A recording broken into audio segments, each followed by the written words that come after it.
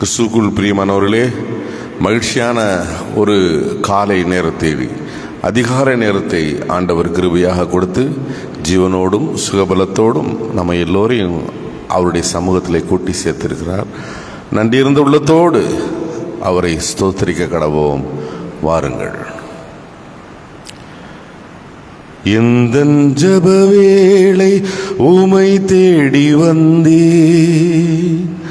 தேவா பதில் தாருமே. இந்த ஜெப வேளை உமை தேடி வந்தேன்,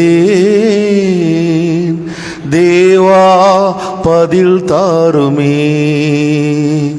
எந்தன் கோட்டை எந்தன் தஞ்சம் நீரே, உம்மை நான் நாடி வந்தேன்.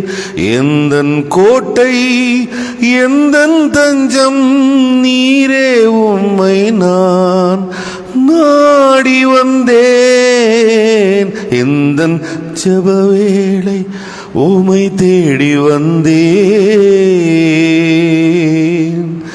தேவா பதில் தாருமே.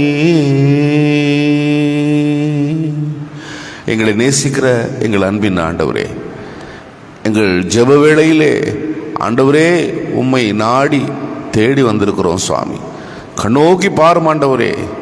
காலையிலே என்னை தேடுகிறவர்கள் கண்டடைவார்கள் என்று சொன்ன நேச தகப்பனே, ஆண்டவரே வந்திருக்கிற பிள்ளைகள் முகநூல் வாயிலாக ஆண்டவரே செவிமடுக்கிற உள்ளூரிலும் வெளியூரிலும் வெளிநாடுகளிலும் இருந்து கவனிக்கிற எங்கள் திருச்சபை பிள்ளைகள், ஆண்டவரே திருச்சபை சாராதவர்கள் யாராக இருந்தாலும் ஆண்டவரே நீர் அவர்களை ஆட்கொண்டு ஆசீர்வதித்து இந்த நாளை மட்டுமல்ல வருகின்ற காலங்களை அவர்களுக்கு வளமாக்கி தந்து ஆசீர்வதிக்க வேண்டும் என்று கெஞ்சுகிறோம் சுவாமி. ஆண்டவரே உம்மை தேடுகிறவர்களை நீர் தெய்வ வீட்டினுடைய நன்மையினால் திருப்திப்படுத்துகிற தேவன் என்பதை உணர்ந்து கொள்ள கிருபை செய்யும். வருகின்றவர்களை குறித்த நேரத்திலே கூட்டி சேரும். இயேசுவின் விலையேற பெற்ற நாமத்திலே இந்த கால வேளையிலே மன்றாடுகிறோம் எங்கள் ஜெபங்களும் நல்ல பிதாவே, ஆமென். உன்னதமானவரின் 609வது பாடலை பாடுவோம்.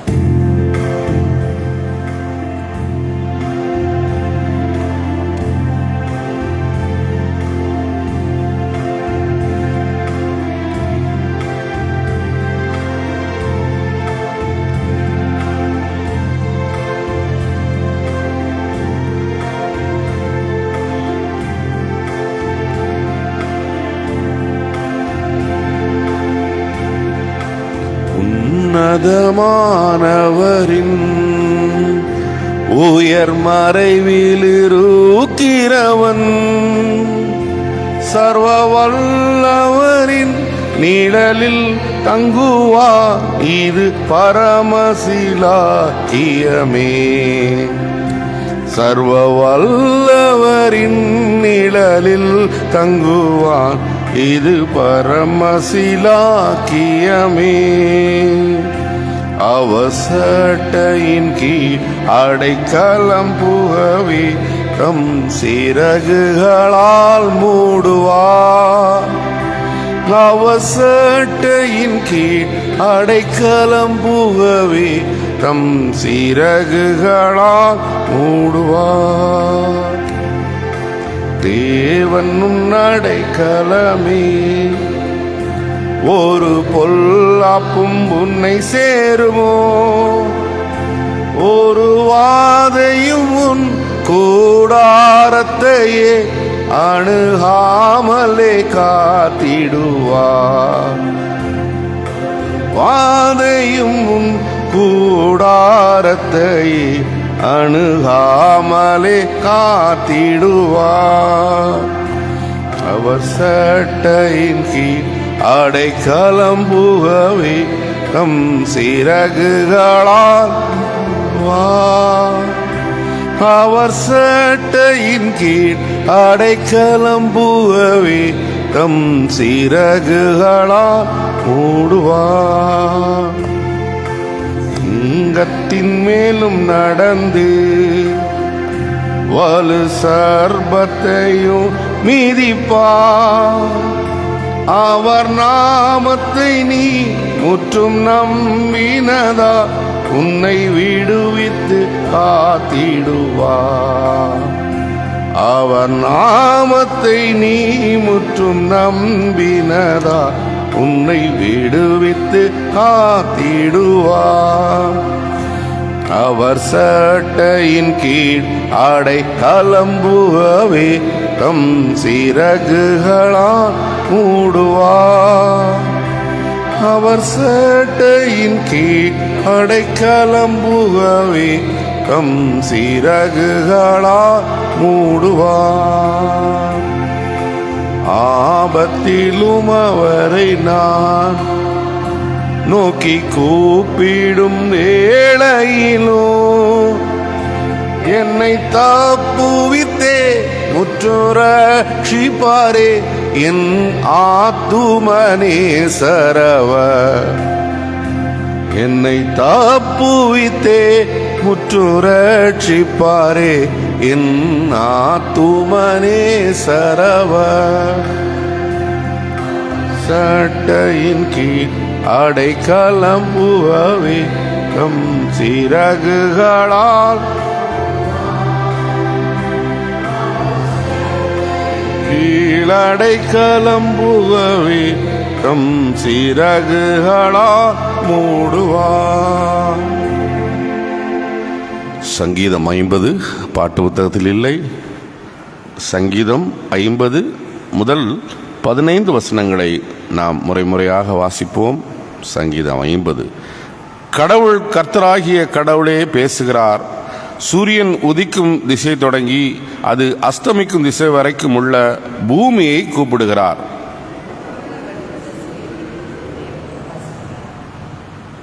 நம்முடைய கடவுள் வருவார், மௌனமாயிரார். அவருக்குள் முன் அக்கினி பட்சிக்கும், அவரை சுற்றிலும் புசல் காற்றடிக்கும்.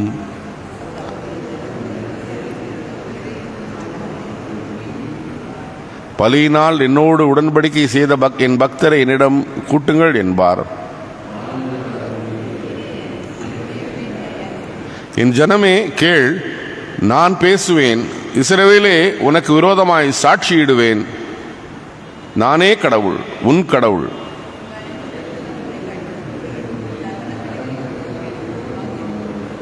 உன் வீட்டிலிருந்து காளைகளையும் உன் தொழுவத்திலிருந்து ஆட்டுக்கடாக்களையும் நான் எடுத்துக்கொள்வதில்லை.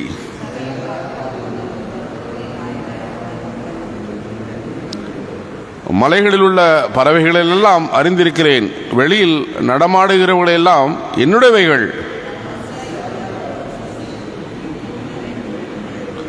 நான் எருதுகளின் மாம்சம் புசிப்பேனோ, ஆட்டுக்கடாக்களின் ரத்தம் குடிப்பேனோ?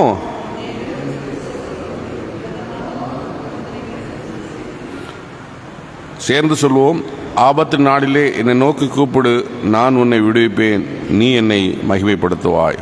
பிதாவுக்கும் குமாரனுக்கும் பரிசுத்த ஆவிக்கும் மகிமைப்படுவதாக, ஆதியிலும் இப்போதும் எப்போதும் சதா காலம் இருக்கிறபடியே ஆமென். சபையார் அமருவோம். வேத பாகங்களை வாசித்து கேட்கலாம். முதல் வேத பாகம் எபிரேயர் 12:25 முதல் 29. 12:25 முதல் 29.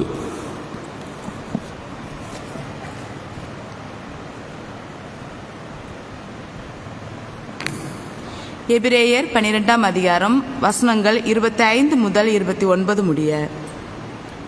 பேசுகிறவருக்கு நீங்கள் செவி கொடுக்க மாட்டோம் என்று விலகாதபடி எச்சரிக்கையாயிருங்கள். ஏனெனில் பூமியிலே பேசினவருக்கு செவி கொடுக்க மாட்டோம் என்று விலகினவர்கள் தப்பி போகாமல் இருக்க, பரலோகத்திலிருந்து பேசுகிறவரை நாம் விட்டு விலகினால் எப்படி தப்பி போவோம்? அவருடைய சத்தம் அப்பொழுது பூமியை அசைய பண்ணிட்டு, இன்னும் ஒரு தரம் நான் பூமியை மாத்திரமல்ல வானத்தையும் அசைய பண்ணுவேன் என்று இப்பொழுது வாக்கு தத்தம் செய்திருக்கிறார். இன்னும் ஒரு தரம் என்கிற சொல்லானது அசையாதவைகள் நிலைத்திருக்கத்தக்கதாக அசை உள்ளவைகள் உண்டாக்கப்பட்டவைகளைப் போல் மாறிப்போம் என்பதை குறிக்கிறது. ஆதலால் அசைவில்லாத ராஜ்யத்தை பெறுகிறவர்களாகிய நாம் பயத்தோடும் பக்தியோடும் தேவனுக்கு பிரியமாய் ஆராதனை செய்யும்படி கிருபையை பற்றிக்கொள்ள கடவோம். நம்முடைய தேவன் பட்சிக்கிற அக்கினியாய் இருக்கிறாரே என்பதே.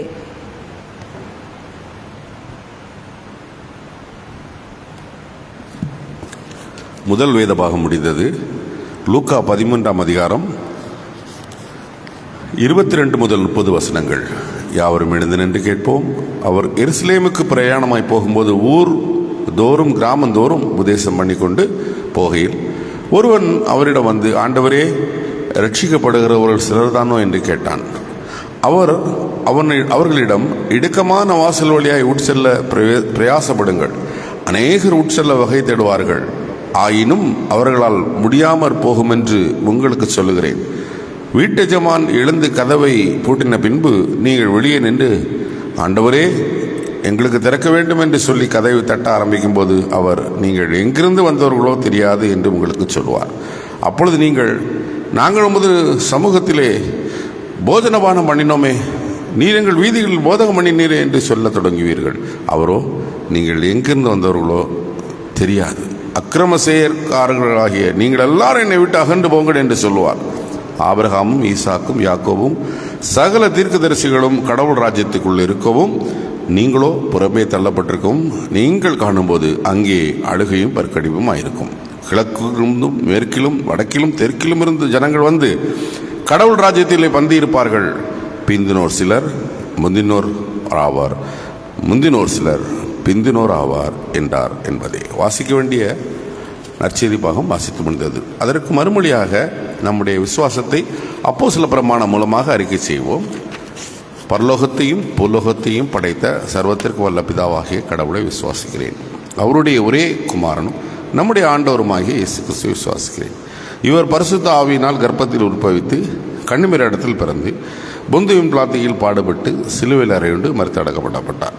பாதாளத்தில் இறங்கி 3ஆம் நாள் மரித்திலிருந்து உயிர்த்தெழுந்தார். பரத்திற்கேறி சர்வ வல்ல பிதாவாகிய கடவுளுடைய வலது பார்சல் வீற்றிருக்கிறார். அவ்விடத்திலிருந்து உயிருள்ளோரை மரித்தோரையும் நியாயந்திருக்க வருவார். பரிசுத்த ஆவியானவரை விசுவாசிக்கிறேன். பொதுவான பரிசுத்த கிறிஸ்தவ சபையும் பரிசுத்தவான்களுடைய ஐக்கியமும் பாவமன்னிப்பும் சரீர உயிர்த்தலும் நித்திய ஜீவனும் உண்டென்று விசுவாசிக்கிறேன். ஆமென். கிறிஸ்துவுக்குள் பிரியமானவர்களே, கடவுள் ஒரு புதிய நாளை புதிய உற்சாகத்தோடு நமக்கு தந்து அவர் சமூகத்தில் அழைத்திருக்கிறார்.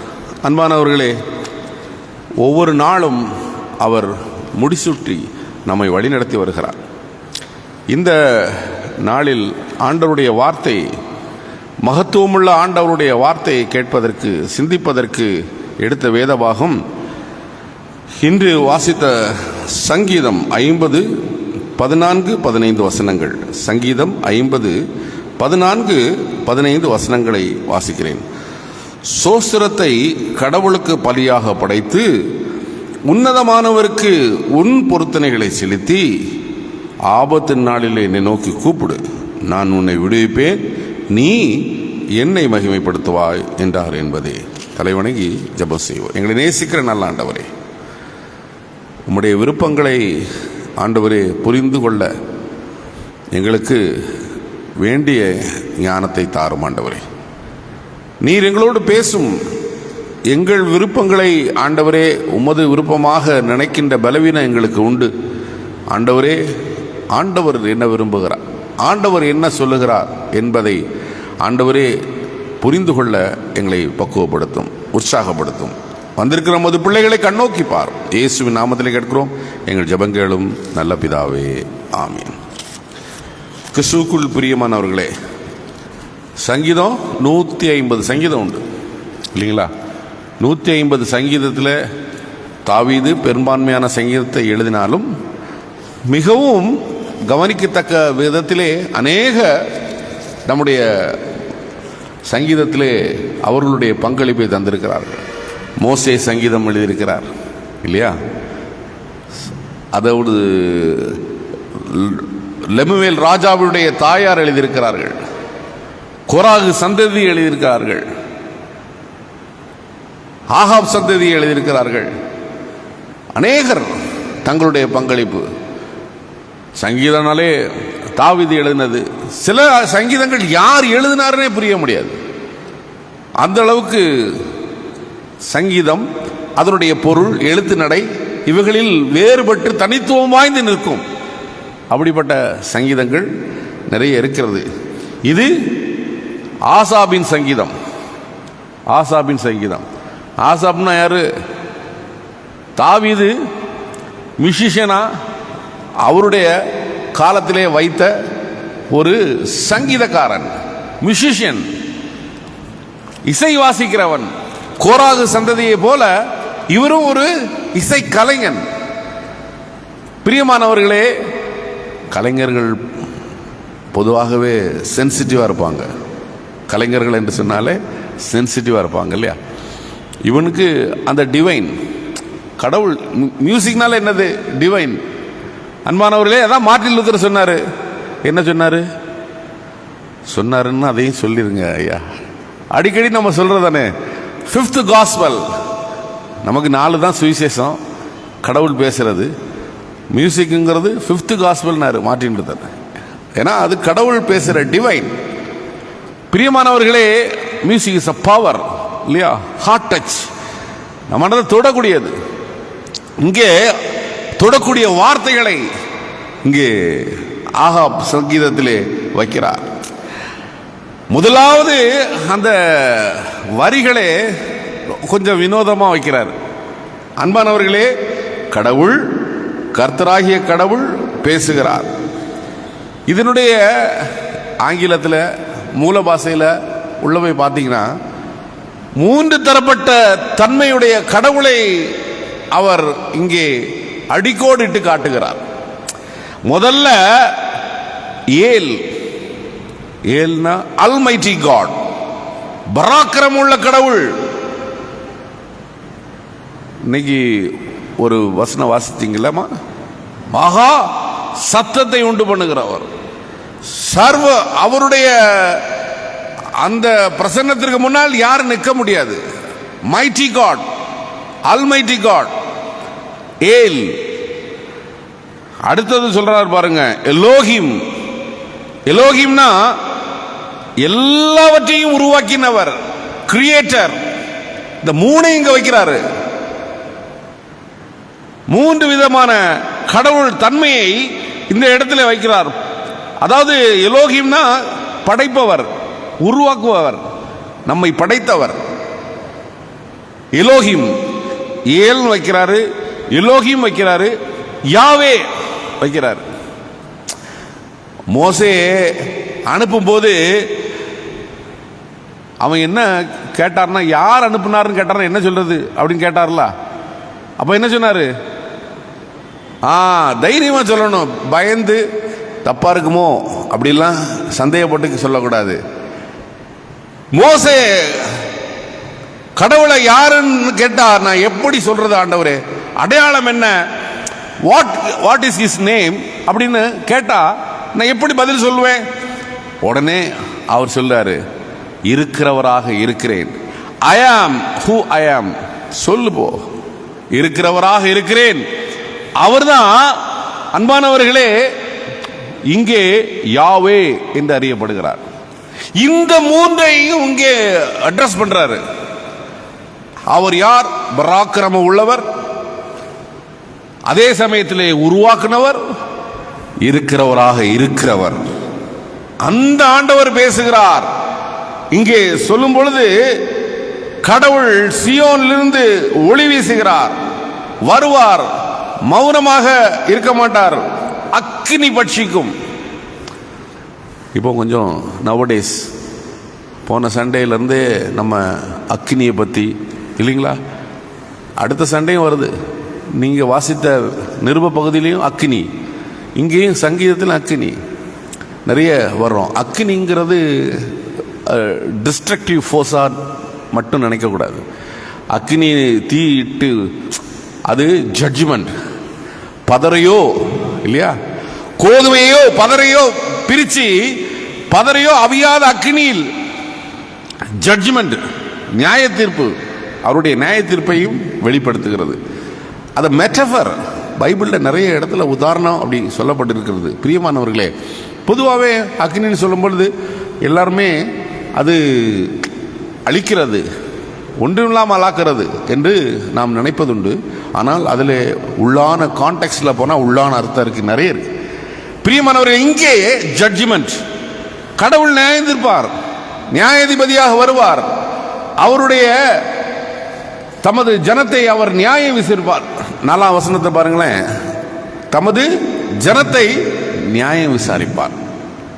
அப்பதான் பைபிளையும் பார்த்தாதான் அப்படி ரிலேட்டடா ஒவ்வொரு வார்த்தைக்கும் பொருள் பொதிந்து நம்ம பார்க்க முடியும். நீங்க தெரிந்துட்டு இங்கிருந்து போறதுல எனக்கு பெரிய விஷயமே இல்லை. தெரிந்து விட்டு இங்கிருந்து தெரிந்து விட்டு போறதில் பெரிய விஷயம் இல்லை, புரிந்து விட்டு போகணும். டீச்சர் கிளாஸ் எடுப்பாங்க, என்ன சொல்லுவாங்க? புரியுதா? உனக்கு புரியுதாமா? உனக்கு புரிஞ்சுதா அப்படின்னு கேட்பாங்க, சொல்லுவாங்க. ஆனா புரியணும். லிசனர்ஸ், பிள்ளைகளுக்கு அது புரியணும். பிரியமானவர்களே, இங்கே தம் ஜனத்தை நியாயம் விசாரிக்கிறார். நம்ம நிறைய பேர் கடவுள் நம்ம இல்லைன்னா கடவுள் ரொம்ப கஷ்டப்படுவார். யோசிச்சு பாருங்க. நம்ம கடவுளை நம்ம ரொம்ப கவனிக்கணும் அப்படின்னு எல்லா மக்களும், பெரும்பான்மையான மக்கள் கடவுளை திருப்திப்படுத்துவதற்காக கடவுளுக்காக காரியங்கள் செய்கிறது உண்டு. கடவுளுக்கு என்னெல்லாம் படைக்க முடியுமோ அதெல்லாம் இன்னைக்கும் இந்திய கலாச்சாரத்தில் இருக்கு. கடவுளுக்கு படைத்து அவருக்கு என்னென்ன ஸ்பெஷலாக கொடுக்க முடியுமோ அப்படிலாம் கொடுத்து, உடனே ஆண்டவர் என்ன சொல்றாரு? எனக்கு தேவைன்னா உன்கிட்ட நான் கேட்க மாட்டேன், நீ என்னத்தை கொடுப்ப? எல்லாம் என்னுடையது. கடவுள்கிட்ட இருந்தே நம்ம வாங்கிக்கிட்டு கடவுளுக்கே கொடுக்கிற மாதிரி, நான் பசியா இருந்தா உன்கிட்ட கேட்பேன்னு நினைக்கிறியா? ஆண்டவர் அழகா சொல்றாரு, நான் பசியா இருந்தா ஓட்டையா கேட்பேன் இல்லையா? உருவாக்குனவர், அதான் முதல்ல அட்ரஸ் பண்றாரு. உருவாக்குனவர், படைத்தவர் இல்லையா? அவர்கிட்ட போய் நம்ம காரியத்தை செய்ய முடியுமா? பிரியமானவர்களே, அப்படி மக்கள் அவரை பார்க்கிறாங்க. அப்படி பார்க்கும்போது கடவுள் என்ன எதிர்பார்க்கிறார் என்பதை மறந்துடுறாங்க. கடவுள் என்ன எதிர்பார்க்கிறார் என்பதை மறந்து இவங்க பெர்ஸ்பெக்டிவ்ல கடவுளை எப்படிலாம் திருப்திப்படுத்தணும் அப்படின்னு நினைச்சு ட்ரை பண்ணி அவங்க செய்யறாங்க. எப்பா சுருக்கமா சொன்னப்பனா இந்த காரியத்தை பார்க்கும்போது த ஹார்ட்லெஸ் வொர்ஷிப்பர்ஸ், அவங்க தொழுகை செய்யறாங்க, ஜெபிக்கிறாங்க, எல்லாம் ரைட்டு. அவங்க இதயம் ரொம்ப தூரமா இருக்கு, ரொம்ப தூரமா இருக்கு. அப்பதான் கடவுள் சொல்றாரு, நீ உன்னுடைய வாழ்க்கையில நான் என்ன செய்தேன் என்பதையெல்லாம் நினைச்சு நன்றி சொல்லு, தோத்திரம் சொல்லு. நான் எவ்வளவு செய்யறேங்கிறத நினைச்சு தோத்திரம் சொல்லு, அது போதும். அப்படி நீ சொன்னா நீ ஆபத்து காலத்துல என்னை நோக்கி கூப்பிடு, நான் உனக்கு பதில் தருவேன், நீ என்னை மகிமைப்படுத்துவாய். இப்போ சொல்றீங்க பிரியமானவர்களே, நன்றியை வெளிப்படுத்த வேண்டும், ஆண்டவருக்கு நன்றி சொல்ல வேண்டும். ஆராதனை முடிஞ்சா என் ஆத்மாவே கர்த்தரை சோஸ்திரி, என் முழு உள்ளமே அவர் செய்யும் சகல உபகாரத்தை மறவாதே அப்படின்னு தான் நம்ம சொல்றோம். ஆராதனுடைய பொருளே அதுதான். நம்முடைய வாழ்க்கையில கடவுள் செய்த உபகாரங்களுக்கு நன்றி செலுத்த வேண்டும், நன்றி செலுத்த வேண்டும். பிரியமானவர்களே, it should be action, must. சும்மா நன்றி சொல்றதுன்னா நன்றி நன்றின்னு சொல்றதல்ல, உங்க செயலிலே அது வெளிப்பட வேண்டும். வெளிப்பட்டிருக்கு இல்லையா? உங்கள் செயலிலே வெளிப்பட்டிருக்கு. காலையிலே அவரை தேடி வருகிறீர்கள், நன்றி சொல்ல வருகிறீர்கள். என் வாழ்க்கையிலே நீர் பாராட்டுற நன்மைகள் எல்லாம் நினைத்தால் நான் எம்மாத்திரம் ஆண்டவரே என்னை ஆசீர்வதிக்கிறீர், நடத்துகிறீர் என்று காலையிலே அவரை தேடி வந்து நன்றி செலுத்துகிறீர்கள். இங்க பாஸ்டர் அட்டெண்டன்ஸா எடுத்துக்கிட்டு இருக்காரு இல்ல இல்லையா? கடவுள் பார்க்கிறார். அதற்காக தானே வந்திருக்கிறீர்கள், நன்றியோடு வந்திருக்கிறீர்கள், நன்றி இருந்த உள்ளத்தோடு வந்திருக்கிறீர்கள். அதுல ஒரு அஷூரன்ஸ் வைக்கிறார் பாருங்க. நீங்க அப்படி தேடினா என்னது, ஆபத்து காலத்துல நீ கூப்பிட்டா உடனே நான் வந்து நிற்பேன், உடனே வந்து நிற்பேன். கடவுளுடைய போன் நம்பர் மாதிரி சொல்றாரு, நீ கூப்பிடு நான் உடனே வந்து நிற்பேன், அப்போ நீ என்னை மகிமைப்படுத்துவாய். சோ நீ பார்க்கிற மாதிரி உன் காணிக்கைகளை கொண்டு வந்து இங்க கொடுத்துட்டு போயிட்டு ஜம்முன்னு நடந்து போயிட்டா நான் திருப்தியாவே நினைக்காத. உன்னுடைய நன்றி இருந்த தோத்திரத்தோடு ஆண்டவர் சமூகத்திலே உன்னுடைய நன்றியை வார்த்தையில் அல்ல, உன் வாழ்க்கையிலே, உன்னுடைய செயலிலே நீ வெளிப்படுத்த வேண்டும். அப்போது நான் யார் என்பதை நீ உணரும்படி, நீ இதயபூர்வமாய் என்னை மகிமைப்படுத்தும்படி நான் உனக்கு காண்பிப்பேன். என்ன அழகாக வார்த்தைகளை சொல்றாரு. அதற்கு பின்னாடி வார்த்தைகள் எல்லாம் படிக்க முடியல, கஷ்டமா இருக்கு. அவ்வளவு கடுமையான வார்த்தைகள். சில நேரம் நீங்க பைபிளை படிக்கும்போது சில வார்த்தைகள் கொஞ்சம் படிப்பினை பாடங்கள், சில வார்த்தைகள் பயங்கரமா இருக்கும். ஆண்டவரே, உள்ளபடியே கடவுள் பயம் உள்ளவங்கள் ஒரு நடுக்கத்தை உணர்வார்கள். அப்படி எச்சரிப்பு, காஷன். அன்பானவர்களே, இங்கே ஆண்டவர் நமக்கு எவ்வளவு நன்மைகளை தந்திருக்கிறார். அதையெல்லாம் நினைச்சு நன்றி செலுத்த வேண்டும், இல்லையா? நம்ம யார் மாதிரி இருக்கோம்? 9 பேர் மாதிரி இருக்கோம். திடீர்னு 9 பேர் மாதிரி இருக்கோம் அப்படிங்கிறாரு. நம்ம எது 9 பேர் மாதிரியா இருக்கோம் அப்படின்னு? 9 பேர் எங்கேன்னு கேட்டார்லாமா? 9 பேர் எங்கே? இந்த சமாரியனே ஒழிய, இல்லையா? இந்த சிஸ்டரே ஒழிய வேற யாருமே இல்லையா அப்படின்னு கேட்பார்ல. நன்றி இருந்த உள்ளத்துக்கு அந்த வெளிப்பாடு வெளிப்படுத்தின அந்த ஒருவன். யோசிச்சு பாருங்க, குஷ்டரோகம்னா ஒருத்தனும் சேர்க்க மாட்டான். இப்போவுமே காசு ஏதாவது தர்மம் கேட்டாங்கன்னா எவ்வளோ தூரத்துக்குலேருந்து போட முடியுமோ அப்படி தான் போடுவாங்க, பற்றக்கூடாதான் அப்படி நினைக்கிறவங்க. ஆனால் அன்னை தெரசா இல்லை, அங்கே தொட்டு தொடச்சி குணப்படுத்தினாங்க. அது வேற. பிரியமானவர்களே, அந்த மனிதன், சமூகத்திலே ஒதுக்கி வைக்கப்பட்ட மனிதன், சுகம் பெற்ற உடனே கடவுளுடைய சமூகத்திலே வந்து காலடியில் வந்து விழுந்து, நன்றி ஆண்டவரே. யோசிச்சு பாருங்களேன். பர்த்தலமே இப்போ 2 நாள், ஃபியூ டேஸ் பிஃபோர் பார்த்தோம் இல்லையா, கொஞ்சம் நல்லா முடி சுகம் பெற்றான். குதித்து உற்சாகத்தோடு அவருக்கு பின் சென்றான், இல்லைங்களா? To follow. அதாவது கடவுள் செய்கிற நன்மைகளை நினைத்து நம்முடைய செயலிலே அவரை நன்றியிருந்த உள்ளத்தோடு வர வேண்டும். கடவுள் எவ்வளவோ காரியங்களை செய்கிறார், அன்பானவர்களை சொல்லிக்கொண்டே போகலாம். ஆகவே இந்த பாடகர் அனுபவத்தை எழுதுகிறார். அந்த அனுபவம் நமக்கு பாடமாக, படிப்பினையாக, உண்ண உணவு, உடுக்க உடை, இருக்க இடம், கிடைக்கின்ற ஆசீர்வாதம் எல்லாம் கடவுள் கொடுத்தது என்ற நன்றியிருந்த உள்ளத்தோடு அவரை பார்ப்போம். அப்படிப்பட்ட பார்வையை கொடுத்து உங்களையும் என்னையும் ஆசீர்வதிப்பாராக. ஆமேன். எல்லா புத்திக்கும் மேலான தெய்வீக சமாதானம் உங்கள் இருதயங்களை, சிந்தனைகளை கிறிஸ்து இயேசுவுக்குள் நிலைவரப்படுத்தி காப்பாராக. ஆமேன். மீண்டும் ஆண்டவருடைய நாம மகிமைக்கென்று 630வது பாடலை பாடுவோம்.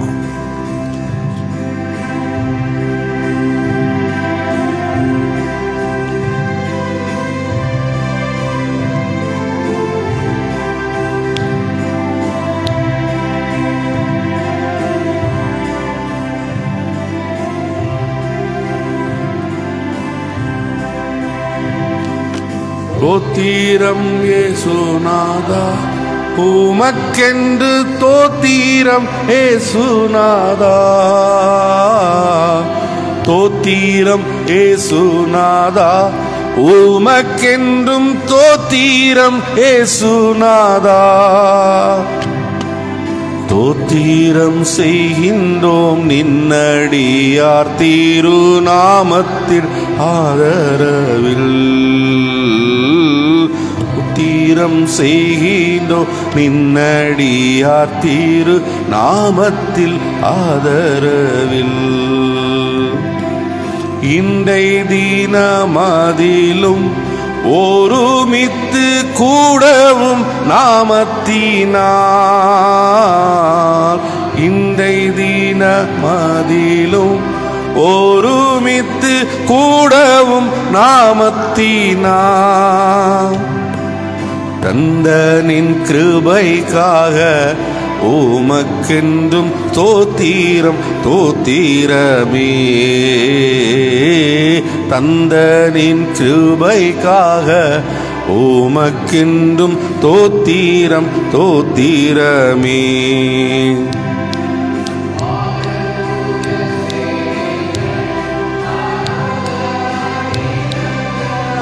எப்போதும்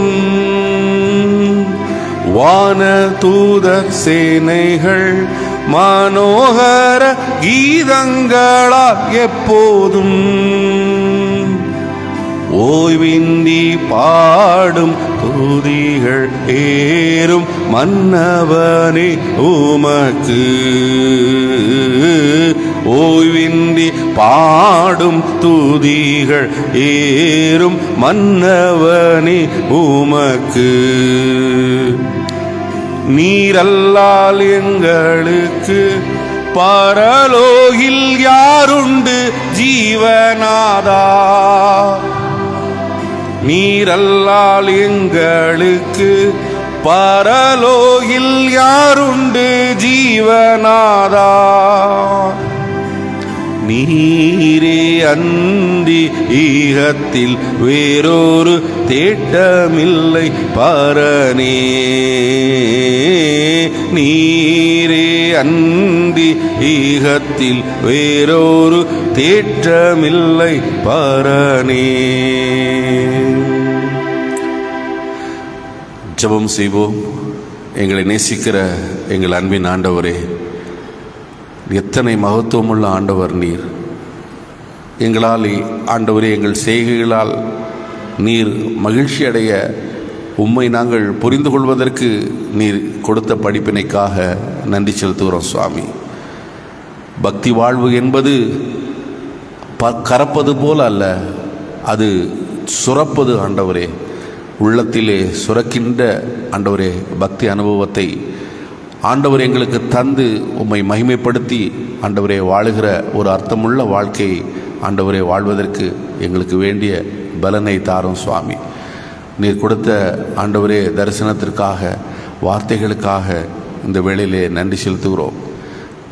எத்தனை மகத்துவமுள்ள ஆண்டவரை நாங்கள் தெய்வமாக கொண்டிருக்கிறோம் என்பதை புரிந்து எங்களுடைய இக்கட்டான நேரத்திலே என்னை நோக்கி கூப்பிடு, நான் உன்னை விடுவிப்பேன், நீ என்னை மகிமைப்படுத்துவாய் என்று ஆசீர்வாதமான வார்த்தைகளை இந்த காலை வேளையிலே நம்பிக்கையின் வார்த்தைகளை தந்ததற்காக உம்மை நன்றியோடு துதிக்கிறோம் அப்பா. வெளியூரிலே வெளிநாடுகளிலே இருந்து ஆண்டவரே செவிமெடுக்கிற பிள்ளைகளை ஆண்டவரே எங்கள் கல்வாரி குடும்பங்களை நீர் ஆசீர்வதியும் சுவாமி. வந்திருக்கிற பிள்ளைகள் உம்மை கண்டுகொண்ட பிள்ளைகளாக மனநிறைவோடு எங்கள் ஆண்டவருக்கு நன்றியிருந்த உள்ளத்தோடு நான் எப்போது நடந்து கொள்கிறேன் என்ற மன திடத்தை புரிதலை கொடுத்து ஆசீர்வதியும் சுவாமி, ஆசீர்வதியும். ஆண்டவரே, இந்த நாளை விசேஷத்த நாளாக பார்க்கிற பிள்ளைகளுக்காக ஆண்டவரே பிரார்த்தனை செய்கிறோம். திருமண நாள் ஆண்டவரே, பிறந்த நாள் என்று பார்க்கிற ஒவ்வொரு மக்களையும் ஆசீர்வதியும். பலகீனமாக ஆண்டவரே பலவீனப்பட்டு இருக்கின்ற உமது பிள்ளைகளை ஆண்டவரே நீர் பலப்படுத்தும் அப்பா. சுகவீனத்தில் கஷ்டத்திலே வயோதிகத்தின் நிமித்தமாக கஷ்டப்படுகிற மக்களெல்லாம் இருக்கிறார்கள் சுவாமி. அவர்களெல்லாம் முறையான பராமரிப்பும் பாதுகாப்போடு அவர்கள் இருக்க நீர் கிருபை செய்யும் சுவாமி. திருமதி ஜோசபின் ஆலனுக்காக, அந்த ஏழை தாயாருக்காக ஜெபிக்கிறோம். ஆண்டவரே, உமது அநாதி தீர்மானத்தின்படி அழைத்து கொண்டீர். பிள்ளைகளாலும் பிள்ளைகளுடைய பிள்ளைகளாலும் ஆண்டவரே அவர்கள் பராமரிக்கப்பட்டதற்காக நன்றி செலுத்துகிறோம். இன்றைக்கு நல்லடக்கம் செய்கிற அந்த நிகழ்விலே உம்முடைய உதவிக்கரம் கூட இருக்க வேண்டும் என்று பிரார்த்தனை செய்கிறோம் சுவாமி. தொடர்ந்து ஆண்டவரே ராஜன் ஐயா அவர்களுடைய குடும்பத்தில் நல்ல காரியத்திற்காக ஜெபிக்கிறோம். அவருடைய யாத்திரையெல்லாம் வாக்கி பண்ணி நல்ல விதமாக நடந்தேற ஆண்டவரே நீர் கிருபை செய்யும் சுவாமி. ஆண்டவரே, நியாயமாய் வர முடியாமல் இந்த நாளிலே வாஞ்சை இருந்தும் தடைபட்டு போன பிள்ளைகளை ஆசீர்வதியும். விசேஷமாக ஆண்டவரே, வெள்ளிக்கிழமை வருகின்ற வெள்ளிக்கிழமை நடக்க இருக்கிற மங்களமான திருமண நிகழ்வுக்காக ஆண்டவரே உம்மிடத்திலே ஜெபிக்கிறோம் அப்பா. ரூபன்ஸ் ராஜதாஸ்க்காகவும் ஷோபனா ஆண்டவரே பாலினுக்காகவும் ஜெபிக்கிறோம். உமது பிள்ளைகளை நீர் ஆசீர்வதித்து ஆண்டவரே இந்த புதிய ஆண்டவரே குடும்ப வாழ்க்கையிலே அவர்களுடைய எல்லா காரியத்திலும் போதுமானவராக இருந்து ஆசீர்வதிக்க வேண்டும் என்று ஜெபிக்கிறோம். ஆண்டவரே, எங்களுடைய திருச்சபையின் சக ஊழியராக இருக்கின்ற போதகர் ஐயாவுக்காக விசேஷமாக ஜெபிக்கிறோம். அவருடைய அன்பு மனைவியினுடைய தாயார் மரணித்து போன செய்தியை ஆண்டவரே நீர் அறிவீர். இன்றைக்கு நடக்க இருக்கிற ஆண்டவரே நல்லடக்க ஆராதனையிலே கூட இருந்து ஆண்டவரே அவற்றை எல்லாம் நல்ல விதமாக முடித்து சந்தோஷத்தோடு அவர் திரும்பி வர கிருபை செய்யும் சுவாமி. வேலையினுடைய ஆண்டவரே ஆர்வத்தின் நிமித்தமாகவும் ஊழியத்தின் நிமித்தமாகவும் ஆண்டவரே உமது மகன் இந்த நேரத்திலும் எங்கள் மத்தியிலே நீர் தந்திருக்கிறீர். அதற்காக நன்றி செலுத்துகிறோம். அவருடைய விசுவாசத்திற்காக, அவர் உண்மையில் வைத்திருக்கின்ற நம்பிக்கைக்காக விசேஷமாக நன்றி செலுத்துகிறோம். தொடர்ந்து ஆண்டவரே ஏழை மகனுடைய குடும்பத்திலே போதுமானவராக இருந்து வழி நடத்த வேண்டும் என்று ஜெபிக்கிறோம். யாருக்காக ஜெபிக்க கடமைப்பட்டிருக்குமோ ஒவ்வொரு மக்களையும் நீர் ஆசீர்வதியும் பொறுப்பெடுத்துக் கொள்ளும். கேட்க மனது எல்லா நன்மைகளையும் எங்களுக்கு தாரும். ஆண்டவர் பாதத்திலே வைத்து எல்லாவற்றையும் இயேசுவின் திருநாமத்திலே நாங்கள் கேட்டு ஜெபிக்கிறோம். எங்கள் ஜெபங்கள் நல்ல பிதாவே, ஆமீன். பரமண்டலங்களில் இருக்கிற எங்கள் பிதாவே, உம்முடைய நாமம் பரிசுத்தப்படுவதாக, உம்முடைய ராஜ்யம் வருவதாக, உம்முடைய சித்தம் பரமண்டலத்திலே செய்யப்படுவது பூமியில் செய்யப்படுவதாக. அன்னன்று வேண்டிய ஆகாரத்தை எங்களுக்கு தாரும். எங்கள் கடனாளிகளுக்கு நாங்கள் மன்னிக்கிறது போல எங்கள் பாவக்கடங்களை பண்ணி எங்களை சோதனைக்கு உட்பட பண்ணாம் தீமையிலிருந்து எங்களை ரட்சித்துக் கொள்ளும். ராஜ்யமும் வல்லமையும் மகிமையும் என்றென்றைக்கும் உம்முடையவைகளே, ஆமீன். ஆசீர்வாதம். ஆண்டவராய் இயேசு கிறிஸ்துவின் கிருபையும் பிதாவின் அன்பும் தூய ஆவியான ஒரு துணையும் இன்றும் என்னும் சதா காலமும் உங்கள் அனைவரோடு இருப்பதாக, ஆமீன். என் ஆத்மாவே கர்த்தரை சோஸ்திரி, என் முழு உள்ளமே பரிசுத்த நாமத்தை சோஸ்திரி. என் ஆத்மாவே கர்த்தரை சோஸ்திரி, கர்த்தர் செய்த சகல உபகாரங்களையும் மறவாதே, ஆமீன். சமாதானத்தோடு சென்று வாருங்கள்.